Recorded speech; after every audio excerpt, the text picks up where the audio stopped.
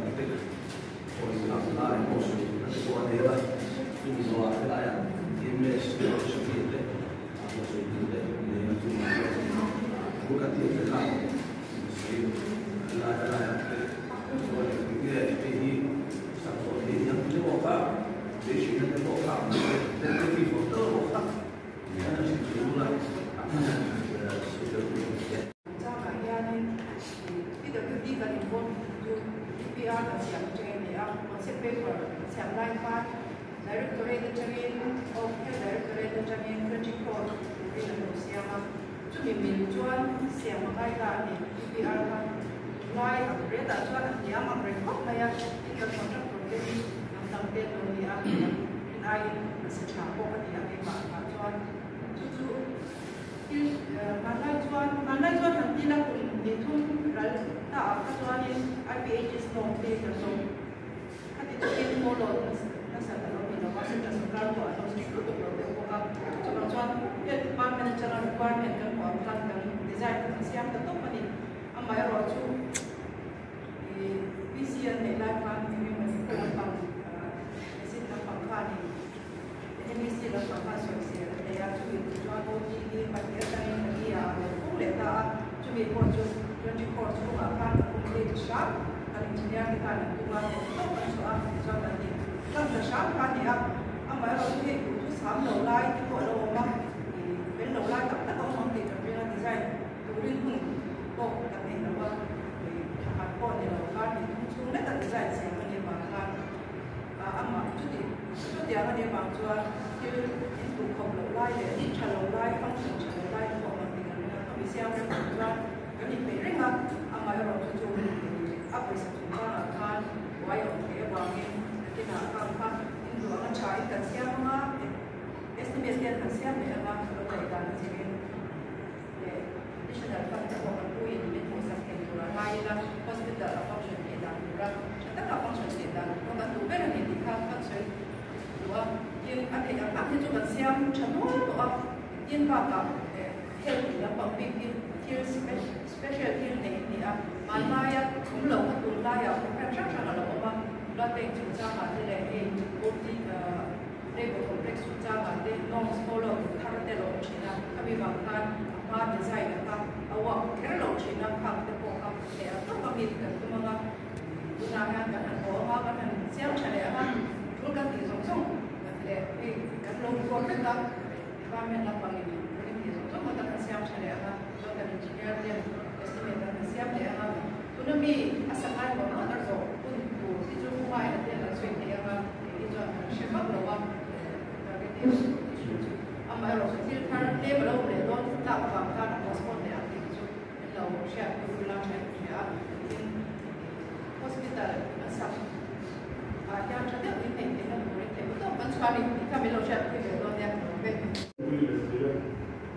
ตั้งใจว่าฟัง hospital นี่โน้ตเสกเป็นไม่ได้สักที่ไม่ได้ตั้งใจที่จะทำให้เราโน้ตเสกมันเป็นเราจะได้ตั้ง certification certification นั้นเป็นทางที่เป็นเรื่องที่เราจะสุดท้ายมันเป็นเรื่องที่เราต้องทำให้ไอ้ที่เราดูอะไรเขาเนี่ยอาจจะเขาดูเนี่ยนะพอจะเป็นเราไม่ได้ต้องสุดที่เราซื้อเนี่ยเป็นเสียงของเราเราซื้อ